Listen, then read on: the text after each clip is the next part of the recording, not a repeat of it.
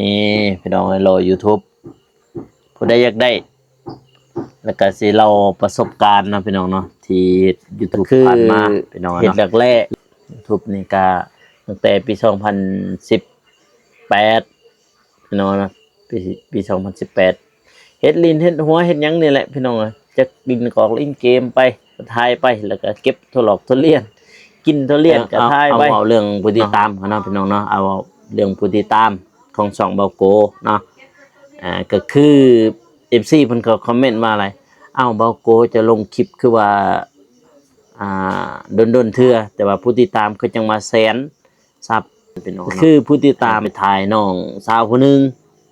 ก็ซื้อน้องดานั่นแหละพี่น้องซื้อน้องดาไปถ่ายเพิ่นบัดนี้เบาโกก็เลยลงคลิปช็อตเนาะลงคลิปช็อตไปลงคลิปช็อตไปพอดีไปแตก5 ล้านวิวเด้ตัวนั้นคลิปนั้นแตก5 ล้านวิวที่ตอนนั้นเบาโกเฮ็ดคลิปแรกๆที่สุดเลยพี่น้องนี่โทรศัพท์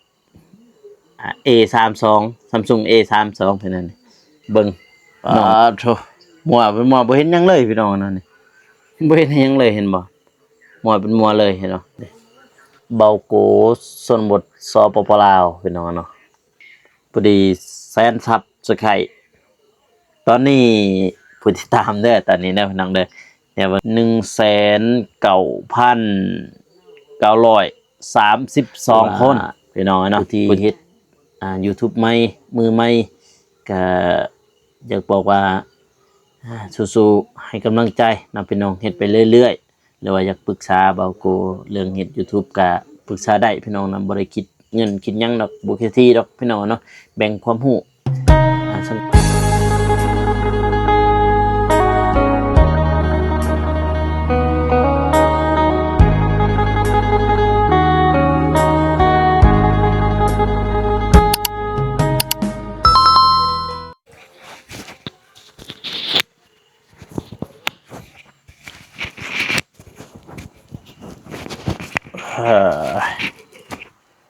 จักมองแนวนี่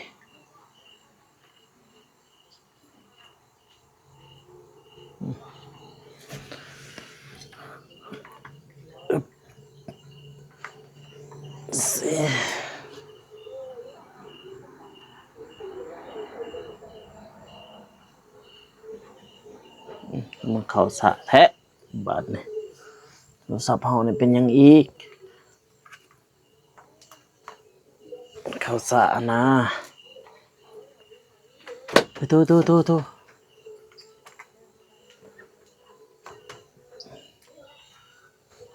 โอเคก็ไว้แล้วบาดนี้พี่น้องเนาะ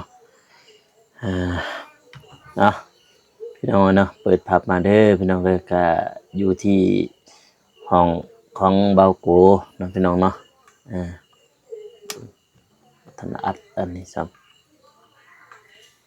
ก่อนอื่นมันก็กลับทักทายสบายดีและสวัสดีเด้อพ่อแม่พี่น้องเนาะโดนแล้วบ่ได้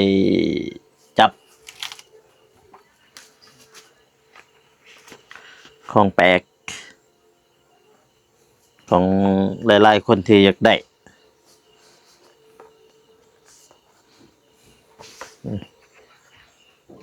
นี่พี่น้องเนาะมียังนี่โรย YouTube นี่คือโรย YouTube หลายคนอยากได้เด้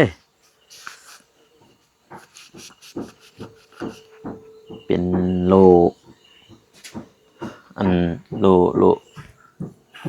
เงินแต่ว่าน้อยแห้งพี่น้องน้อยกว่าอันคงบ่เตียงอีกคงบ่เตียงใหญ่เด้เห็นของเราไปจับมื้อนั้น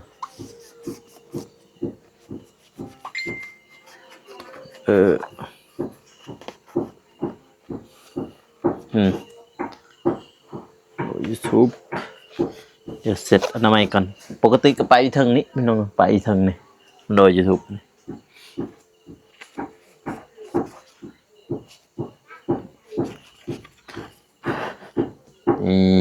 โอ้แวนโคตรใสเลยนี่พี่น้องรอ YouTube ผู้ใดอยากได้ แล้วก็สิเล่าประสบการณ์เนาะพี่น้องเนาะที่ YouTube ผ่านมาพี่น้องเนาะหรือว่าผู้ที่ยังเบิ่งในตอนนี้นะพี่น้องเนาะว่าอยากเฮ็ด YouTube อยากหยังหั้นนะฝากเป็นกำลังใจให้ข้าเจ้าเนาะเพราะว่าเบาโกเฮ็ด YouTube นี่ก็4 ปีแล้ว2022 23 24 22 23 24 25 6 5 ปีแล้วแต่ว่าจริงจังนะพี่น้องนะจริงจังก็คือแต่ปี2022พี่น้องเนาะจริงจังแห้งเด้ตอนนั้นแต่ว่าเฮ็ดลิ้นๆนี่ก็คนแรกตั้งแต่ปี2018 19คนแรกพี่น้องในเฮ็ด YouTube มาทางล่างก็บ่มีหยังเด้อพี่น้องเป็นแบบนี้แต่จี้อ่ะเจียอันใบยังยื่นตัวจาก YouTube เส้นหันถิ่มไปแล้วจากถิ่มไปทางใดแหละถิ่มไปเบิดเลยนะยังเหลือแต่โลนี่แหละปะไว้กองแกงกะเอาถิ่มหมดแล้ว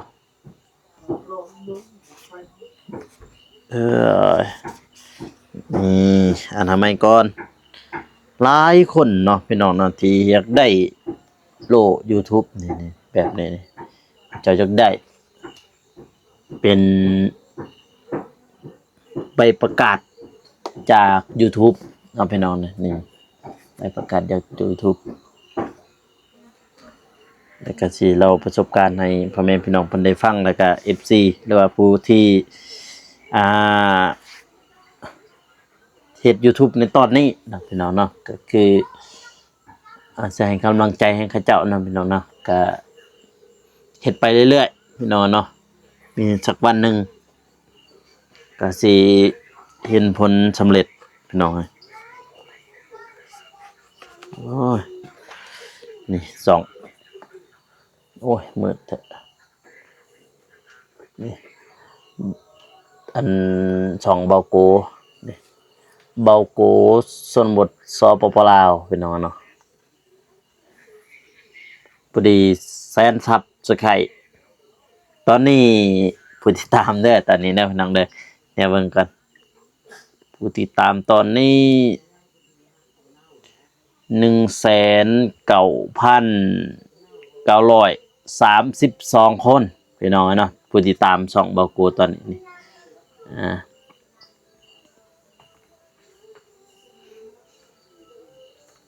ช่องใหญ่2-3ห้องก็บ่ได้ลงดอกพี่น้องบ่สู้ได้ลง2-3ห้องก็มี2-3ห้องอยู่ช่องหนึ่งช่องเบาโก Channel นะพี่น้องเนาะก็จะได้พี่น้องแต่ก่อนก็คือความอยากได้ความอยากเฮ็ด YouTube พี่น้องเนาะป๊าดโตเรื่องเงินเรื่องคำนี่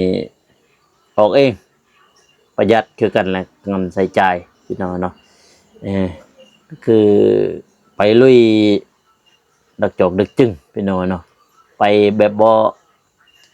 หวังผลประโยชน์นะแต่ว่าเฮ็ด YouTube ถ่ายก่อนได้เห็นวิถีชีวิตบ้านๆแต่ก่อนเฮ็ดมานี่เด้อพี่น้องนะบางคนก็ยังบ่ทันรู้ว่าบ่โกเฮ็ดคลิปมีมาจากปีเนาะก็คือเฮ็ดแรกๆ YouTube นี่ก็ตั้งแต่ปี2018พี่น้องนะปี2018เฮ็ดลิ้นเฮ็ดหัวเฮ็ดหยังนี่แหละพี่น้องจักดินกอกลิ้นเกมไปถ่ายไปแล้วก็เก็บทุเรียนกินทุเรียนก็ถ่ายไปเนาะแล้วเป็นท่องเที่ยวยังก็ถ่ายไปไทยเท่าละน้อยเนาะแล้วก็วันนี้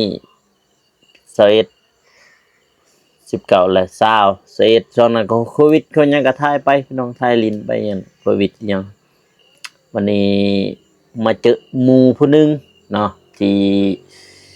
แนะนำให้เบาโกเฮ็ดคลิปหรือว่าเฮ็ด YouTube นะพี่น้องเนาะเฮ็ด YouTube ก็คือ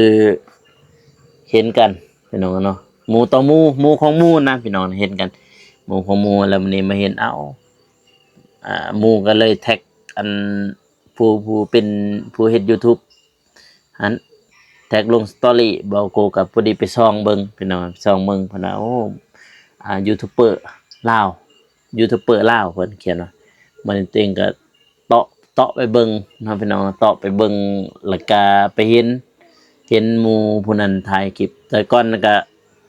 แบบหมู่ของหมู่หั่นแหละพี่น้องนะก็เลยเข้าไปเบิ่งแล้วก็ไปเตาะเบิ่งอ้าวโอ้ผู้นี้เป็นยูทูบเบอร์แต่ว่าซั่นถ่ายคลิปคนเบิ่งตอนก็หลายเด้พี่น้องเด้คนเบิ่งก็2,000 3,000หรือว่า 6-7,000หรือว่าหมื่นขึ้นไปพี่น้องโอ้ผู้ติดตามเพิ่นตอนนั้นประมาณอยู่2,000บ่โอ้ติงว่าโอ้ FC และความอันนี้เพิ่นพี่น้องโอ้อยากเข้าไปหาอยากทักไปหาเพิ่นพี่น้องทักหาเพิ่นเนาะแล้วทักหาเพิ่นแล้วก็บ่ได้เห็นก็เลยติดต่ออยากไปนำว่าซั่นอยากไปเฮ็ดคลิปนำฮอดปี2022น่ะเด้อพี่น้องเด้อเรามาบัดนี้มาแล้วบัดนี้ก็ไปนัดกันแหละได้เสร็จได้หยังกันพี่น้องได้เสร็จแล้วก็ได้คุยกับเพิ่นไว้และนั่นบัดนี้ก็เลยนัดกับเพิ่นตอนนั้นก็มี3คนเนาะเฮ็ด YouTube ช่องนั้นก็เป็นวิถีชีวิตบ้านๆเฮาเด้อพี่น้องเด้อวิถีชีวิตบ้านๆก็คือถ่ายแบบชาวบ้านเฮ็ดอยู่เฮ็ดกินแล้วก็การดำรงชีวิตของเขาเจ้านะพี่น้องเนาะอยู่เขตนอกหรือว่าอยู่เขตชนบทพี่น้องเนาะตอนนั้นก็เอาโทรศัพท์น้อยถ่ายโทรศัพท์ Samsung A32 ความจำก็เท่าไหร่ความจำ128 กิกแล้วก็บ่มีกันสั่นบ่มีไม้บ่มีหยังเลยพี่น้องเดี๋ยวนี้ฮอดซุมื้อนี้ยังใช้อยู่เด้อันโทรศัพท์น้อยนานน้องยังใช้อยู่รัดยังใช้บ่โทรศัพท์หั่นเฮ็ดยังบ่สิเอามานี่ก่อนคราวหนึงก็คือโทรศัพท์ที่เบาโกเฮ็ดคลิปแรกๆพี่น้องเนาะยังมีอยู่เด้อพี่น้องเด้อถ่ายคลิปก็เอาโทรศัพท์ตอนนั้นถ่ายโอ้กล่องสั่นเด็ดๆFC ก็โอ้เบาโกใช้ไม้กันสั่นแน่ว่าซั่นตอนนั้นก็ไม้กันสั่นก็ฮู้อยู่มีแต่เอามือนี่แหละจับแต่ก็ถ่ายแล้วก็เว้าพี่น้องเนาะเว้าก็โอ้ได้เห็นวิถีชีวิตชาวบ้านเขาอย่างตอนนั้นพี่น้องก็หลังๆมาพี่น้องเนาะหลังจากที่เฮ็ด YouTube มาก็เลยเจอหมู่ก็นัดกันไปบ้านกันดอนนะพี่น้องนะบ้านกันดอนไปเบิ่งวิถีชีวิตของเขานั่นแหละพี่น้องนะก็คือตำทอผ้าบ่เกินตำสินขายนั่นทำสินแบบว่าสินนุ่งชนเผ่านั่นพี่น้องเนาะสินแตบสินหยังมันนี่พี่น้องเนาะนี่แหละโทรศัพท์ที่บ่าวโกเฮ็ดคลิปแรกๆที่สุดเลยพี่น้องนี่โทรศัพท์A32 Samsung A32 พี่น้องนี่เบิ่งน้องใส่เดี๋ยวนี้กล่องมุนหมดเลยในตอนนี้นี่มุนรหัสนั่นแหละรหัสมัน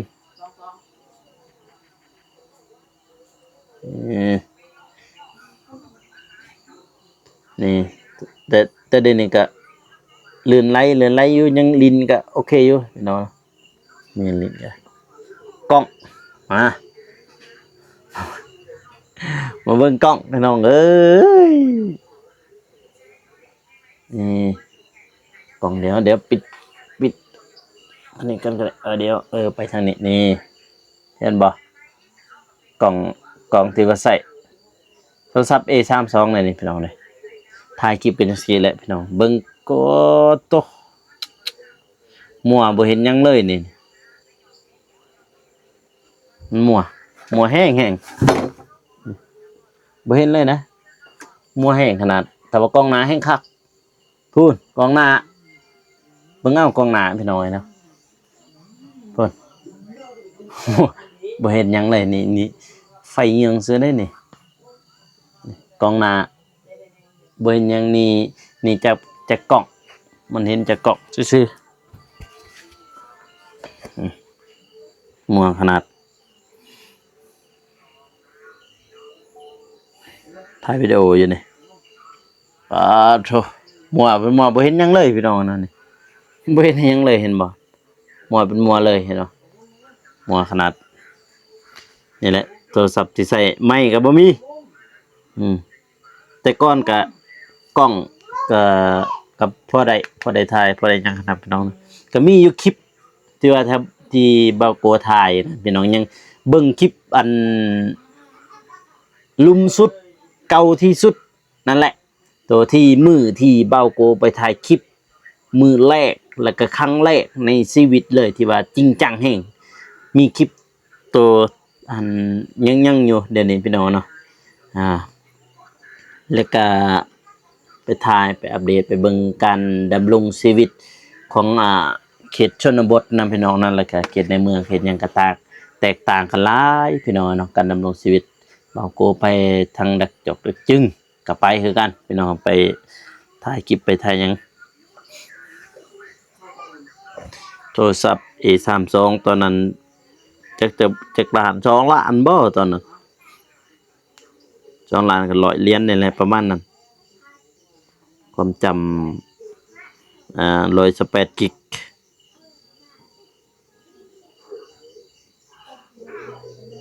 นี่ Samsung Galaxy A32 ส่วน32 กิกแต่ก่อนรูปอีหยังก็มีหมดอยู่นี่พี่น้องนี่มันล้างเครื่องออกใหม่หมดเลยให้แต่ก่อนก็ให้แม่ใช้ตัวนี้นี่ให้แม่ใช้แล้วก็ให้อันน้องอีกบ่แม่นน่าให้ดอกน้องเอาของแม่อีกไปใช้ก็เลยเปลี่ยนใหม่หลังจากเฮ็ดคลิปเนาะพี่น้องเนาะเฮ็ดคลิปแล้วตอนนั้นกด YouTube อีหยังก็บ่ทันได้ผ่านเด้บ่ทันได้ผ่านอีหยังเลยไปเลยถ่ายคลิปอีหยังก็ไปบางมื้อก็ไปบางมื้อก็อยู่แต่อยู่ก็อยู่น้ำลุงเด้พี่น้องในน้ำป่าน้ำลุงในตอนนั้นบ่แม่นว่าอยู่เฮือนนี่เด้อยู่ท่าแต้งในอยู่ห้างกาแฟนั่นแหละอยู่นั่นแหละพี่น้องเนาะไปถ่ายคลิปขี่รถเติมน้ำมันเองลุยเองเลยตอนนั้นพี่น้องลุยแล้วก็ไปพุ่นเมื่อฮอดดอกจอกดอกจึงพุ่นไปเลยพี่น้องถ่ายคลิปถ่ายหยังมักเด้มักในตอนนั้นมักถ่ายคลิปได้เห็นวิถีชีวิตชาวบ้านแล้วก็การดำรงชีวิตของเขาก็แตกต่างเนาะพี่น้องถ่ายให้พี่ให้น้องได้เบิ่งพี่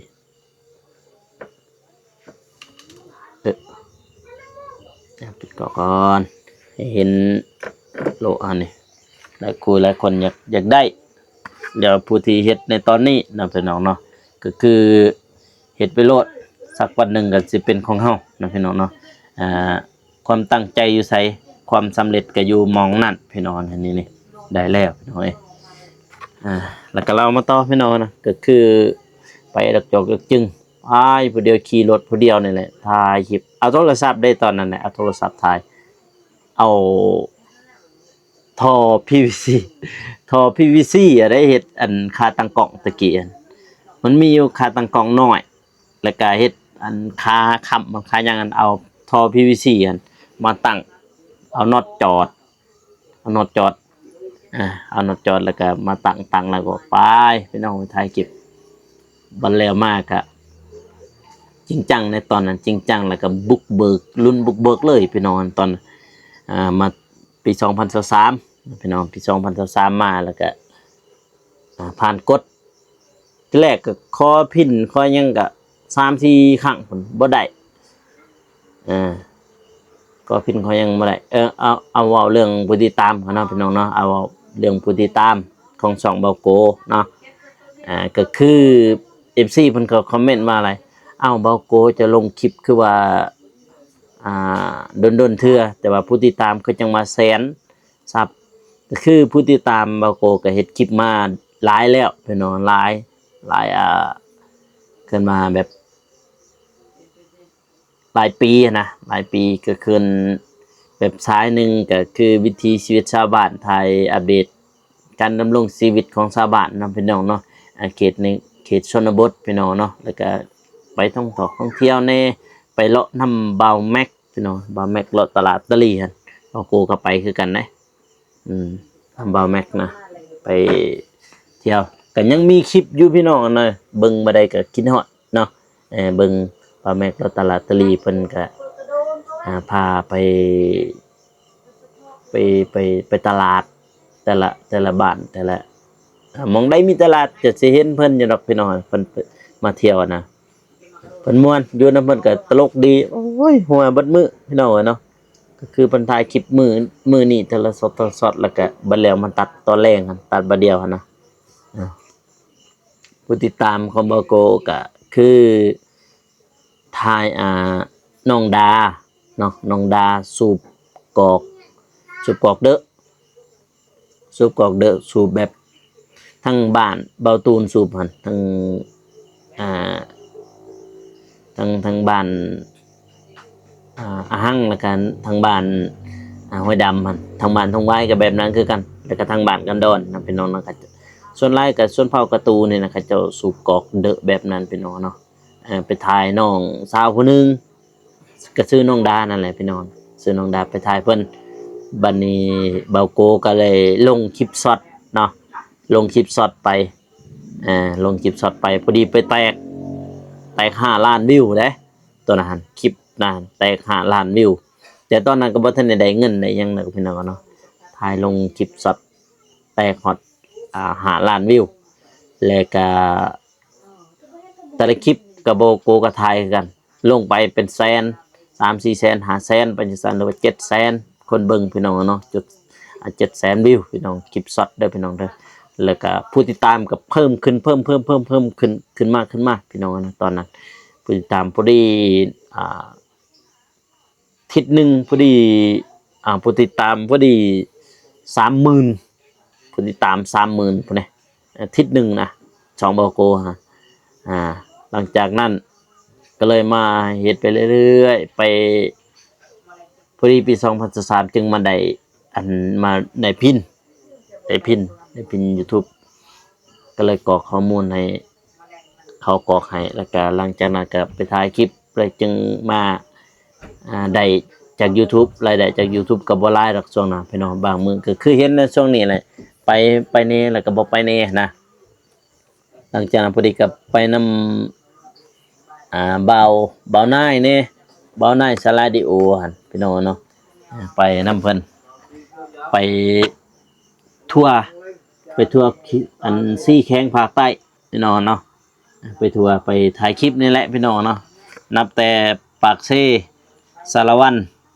เซกองอัตตปือพี่น้องเนาะแต่ว่าไปสารวันนั่นนอนคืนนึงพี่น้องนะแล้วก็ไปเซกองนอนคืนนึง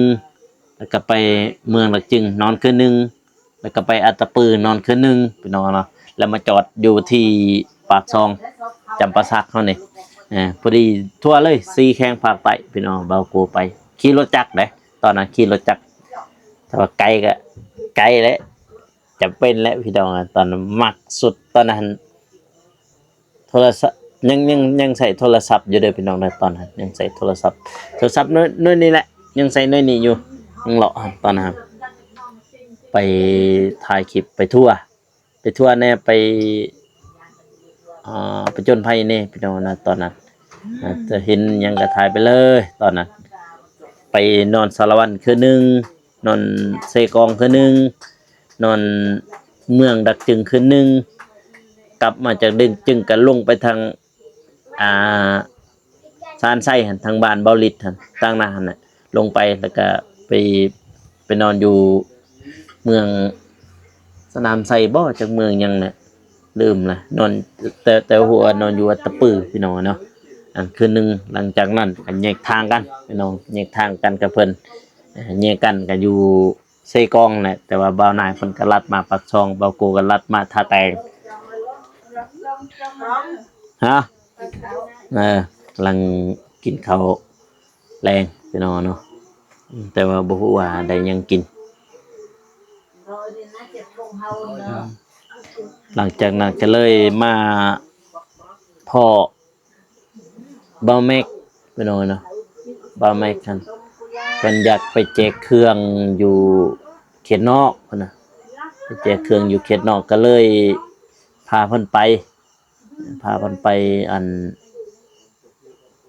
ปุ่นดักจึงมันไปแจกเครื่องอยู่ที่โรงเรียนบ้านนักตะออกบ้านนักตะออกเป็นหมู่บ้านชนบทนั่นไปแจกเครื่องอยู่หั่นแจก อุปกรณ์การเรียนแน่และการเครื่องนุ่งแน่หลายอย่างพี่น้องเนาะหลังจากนั้นก็เลยไปเลยนำบ่าวแม็กไปพุ่นเน่ไปเมืองโค้งลีพีเพิ่นพี่น้องไปเมืองโค้งลีพีไปทางนั้นไปถ่ายคลิปไปยังนี่แหละแต่ยังมีอยู่ในคลิปพี่น้องนะก็สามารถไปเบิ่งคลิปเก่าได้พี่น้องเนาะคลิปเก่าที่บาโกถ่ายในตอนนั้นไปนำเบาแม็กกะม่วนไปนำเพิ่นกะประมาณบาโกไปอันประมาณ4 คืนบ่4 คืนนี่แหละไปนำเพิ่นหั่นขี่รถนำเพิ่นไปนอนปากเซเน่เพราะว่าตอนนั้นก็บาโกจ้างรถแต่บ้านนี่ไปปากเซหลัก8นะจากหลัก8จึงขี่รถนำเพิ่นไปขี่แล้วก็ไปนอนอยู่อ่าเมืองโขงจากนอนเมืองโขงแล้วก็นอนดอนคอนดอนเดดไปเที่ยวทางนั้นไปเที่ยวกับเพิ่นแล้วก็ไปนอนอยู่เมืองสุขุมาแล้วก็มาต่ออยู่อันตลาดยังไงเนาะลืมเลยทางสะพายนี่แหละตามที่เจอยังมีคลิปอยู่พี่น้องก็สามารถไปเบิ่งได้นะพี่น้องเนาะหลังจากนั้นพอดีก็มาหลังทันพอดี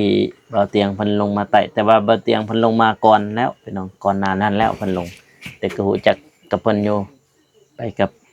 มีรูปเดียวสิเอาขึ้นรูปที่ว่าตอนที่บ่าวเตียงเพิ่นมาดักจึงตอนทำอิฐนะพี่น้องนำมาถ่ายคลิปกับทีมงานเพิ่นก็หลายคนอยู่พาเพิ่นไปดักจึงก็ฮอดมีแต่แกฮอดกังหานลมแต่ว่าบ่ฮอดดักจึงเด้ตอนนั้นที่ว่าพาบ่าวเตียงเพิ่นไปมาครั้งที่2จึงหอดดักจึงพาเพิ่นไปเนาะพี่น้องเนาะมาฮอดปัจจุบันเลยพี่น้องเนาะมาฮอดปัจจุบันนี้ก็เลยมาเจอทางบาเตียงกับตอนนั้นผู้ติดตามก็80,000นะพี่น้องเนาะพอดีได้มาพอดีฮอดได้โลนี่แหละพี่น้องฮอดปัจจุบันนี่ได้โลแล้วโอ้ YouTube แต่ว่าของเพิ่นนั่นของบ่าวเตียงใหญ่กว่านี้เด้เห็นใหญ่กว่านี้อีกแต่ก็หนักกว่านี้อีกนี่ก็เบาๆพี่น้องก็บ่หนักปานใดพยันได้บ่500 กรัมนี่แหละความผลสำเร็จเนาะพี่น้องเนาะความตั้งใจใส่ความผลสำเร็จก็อยู่หั่นแหละอยู่มองที่เฮาตั้งใจนั่นแหละพี่น้องเนาะเบาโก้ชนบทสปปลาวช่อง YouTube ในแขวงไส้กองนะพี่น้องนะในแขวงไส้กองเฮานี่มีแต่2 คนเท่านั้นเด้อพี่น้องเด้อที่ได้โล YouTube เนาะผู้ที่1ก็คือเบายับอเบิร์นเนาะผู้ที่2ก็คือเบาโกนี่แหละพี่น้องได้โล YouTube ที่เห็นมาเนาะพี่น้องเนาะ2 คนเท่านั้นได้แต่ว่าอยู่ปากเซนี่ก็หลายพี่น้องหลายคนอยู่ก็ได้แล้วก็อยากบอกให้ผู้ที่เฮ็ดใหม่นะพี่น้องเนาะหรือว่าผู้ที่เฮ็ด YouTube มือใหม่เนาะก็เฮ็ดไปเรื่อยๆพี่น้องเนาะหรือว่าอยาก